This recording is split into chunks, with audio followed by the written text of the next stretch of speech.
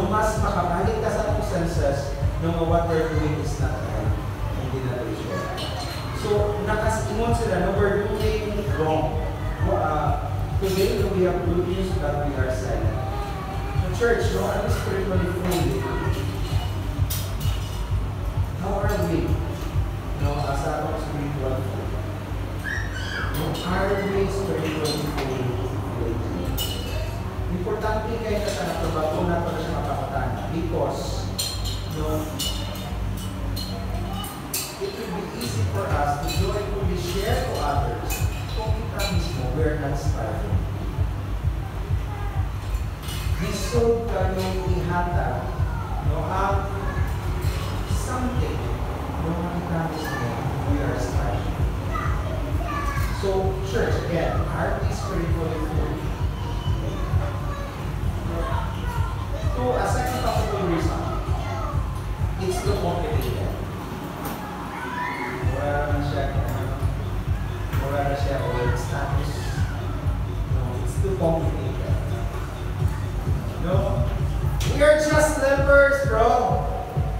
No, we're an outcast. No, how would they believe us? No, mga sangkaon ni bro. No, kami kayo share sa good news. Sorry na magpaminaw na mo. No, these are too much. No, nagagalit sa enemy. No, naagay dagang gold, naagay pagkaon. Niya, sang naupin, tutuba sila na mo. No, sa among news sa ila. Oftentimes, mga isoon, we associate to what we can do to our personal limitations. No, and when we say that is beyond sa kung sa capable ta, then we just let others do it. Kung sila na lang mas kaya nila. Yung mas tama sila ay resources to do it. No naman mas better, no makashare ani nako. No lisod man para nako, no kung saan ako hindi ko kay mo istorya. Di kayo ko mo share, di kayo mo describe kung saan nakitaan. No sa camp sa Syria. Dili man nila ko strength ang pag-share. So, may pasiguro mo dito na lang po. It's complicated to share. Church, no, are we all these, were all these excuses, no, nakabasa itong mga kasing-kasing na lang. No, as we share with the news. And this lead, no, sa pinaka-last nga resort. So, we might be out of fear or rejection. So, tungod kay limited ta, usahay naanay kahatlok, no, naanay feeling, no, mabasa niya ma-reject ko. So, might be out of fear of rejection. Fear and rejection is a great weapon, no, of the enemy to keep us silent. Here at church, no, ang fear, no, and rejection, weapon din siya sa ato ang enemy for us to keep silent. No, would they appreciate kung mag-share ko? Is it worth sharing? Ano ko i-share? Ano good news? No, will this be beneficial to all kung akong istorya? No, these questions, no, my son, that limits to the power of speaking the good news, kasagaran o abot ni kanato kung na ay fear of rejection sa atong mga kasagaran. But if makasabot ta, church, no, kung asa nigikan ang good news, no, usay ang fear, no, rejection mo, happen na siya, no, kung wala kasabot, kung asa gikan ang good news. Once masabda na natin galing kung asa nigikan ang good news, ang ini siya ng fear that we have to also be ourselves. No more siya gitawag nato ng mga. Once we understood, no, nga mas dapat ta makuyawan kung dili ta mo share, no, sa kung sa gusto ni God ma-share ka nato, then we will surely have no strength. Pero kung makasabot ta, it will be easy for us to overcome our fear. Imagine na, no? Sa ingon sa scripture rin, ingon siya, then let's go and tell the people of King, let's go and tell the people of King's Palace. Take note, doon yun siya King's Palace. Gusto kong kuyawan sila sa mga tao, not because sa mga tao, but because of the King. Gusto kong makasagot na, nung ang good news na dapat nato i-share is the gikan sa ato ang King, then our fear will become our strength. So mga igsoon, these are the probable reasons why sometimes we keep silent instead of sharing the good news. Kung tanong nato diri karon, asa man dapit diri, no? Na nag-struggle ta sa ato kasing-kasing. Is it the starvation within? No, is it our limitation and we feel it's obligated to do it? Or is it our fear?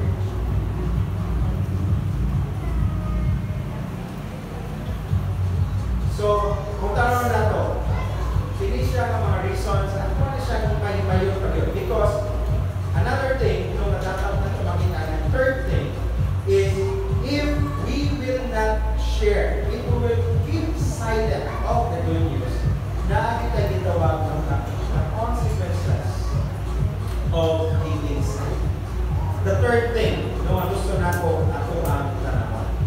Consequences, no, of keeping silent. What are the consequences? Especially, no, for us disciples, if you keep silent, no, of the good news. Number one, we fail to keep the Great Commission. Kung sa may kiingon ni Jesus sa ito, in Matthew chapter 28, verses 18 to 20. Go and make disciples. Church, as disciple of Jesus, we need to observe all that He commanded, including sharing the truth. No, keeping silent, no, is not what Jesus commanded us. Keeping silent, no, is not what God desired sa ato, but to go and make disciples. Second, consequence, we fail our mission as chosen people of God. No, kung keep silent then we fail sa ato ang mission as a chosen people of God. No, as the privileged people, as the privileged people of God, no, we are to proclaim ang greatness ni God. Mao na siya dapat manasa ato ang kasing-kasing karon. Imagine na, may kita. How God told us in a marvelous light. Why we're disciples today? Because someone shared it to us. Right? Namin naging disciple na ito dali wa i-share. Someone, someone was been there sa ato and shared to the gospel, the good news sa ato. How we obtain mercy? Is it because someone introduced us to the mercy of God? No, dili automatic na-appreciate tayo ang mercy ni God. Na-agree itabang ka nato pagpasabot sa mercy ni God. Church, so how can God's own special people do this while keeping silent? Kung saan pag-share, kung saan nato nga na-disciple ka, kung saan nato nga na-appreciate na itong mercy ni God, kung ang own special people, own special chosen people ni God, hindi keep silent sa pag-share.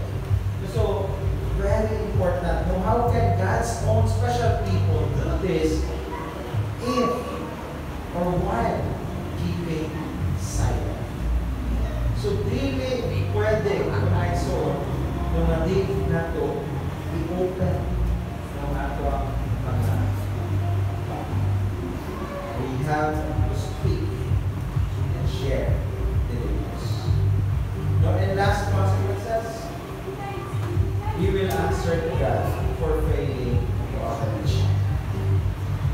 So, kamantay kung sa ikuyawan sa mga lepers, the punishment. The punishment sa usaban for not saying no ang good news that they found no sa Assyrian camp. The church, no, everyone no, is accountable to his own life no, before God. That's true. No, kita tanan accountable ta no, sa ato ang kaugalingong kinabuhi. Pero do you know that as disciples, no, as God's chosen people, we will be held accountable as well if we will keep silent. No, kung hindi ka mo start no, warn no, sa mga people, no, o mag-share no, sa mga tao about that, we will also be accountable.